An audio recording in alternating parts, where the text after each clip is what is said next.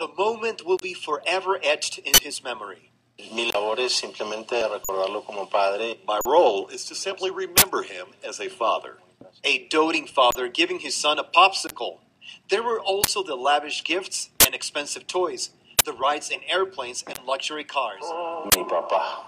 It was not until later the little boy learned that his father, Pablo Escobar, was the kingpin of a Colombian drug cartel and one of the most wanted men in the world for multiple assassinations, bombings, and other acts of terror. For the first time in 2 decades, Sebastián Marroquín is speaking publicly about his father in a documentary entitled Sins of My Father. The idea started when I was approached about making a documentary on Pablo Escobar.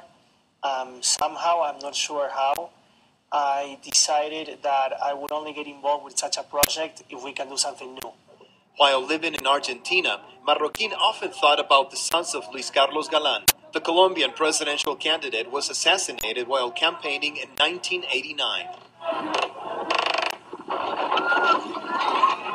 His death, at Escobar's order, rattled Colombia and the world. Marroquín decided he couldn't live with himself until he could apologize for this and other atrocities his father had committed. Respetados Claudio, Juan Manuel, Carlos y Rodrigo. Marroquín wrote a letter not only to the sons of Galán but also to the son of Rodrigo Lara, the Colombian Minister of Justice that Escobar ordered killed in 1984. He showed us an act of humanity. He has to be pardoned for the crimes of his father that he never committed. And also, he wanted to show Colombians that the example of life of his father wasn't a good example to follow. So we felt that it was transparent, it was genuine, it was sincere, and we felt that it was a gesture, a courageous gesture, that we have to respond in some way. Filmmaker Nicolás Entel captured the reconciliation process from the beginning, including this emotional moment between Marroquín and Lara.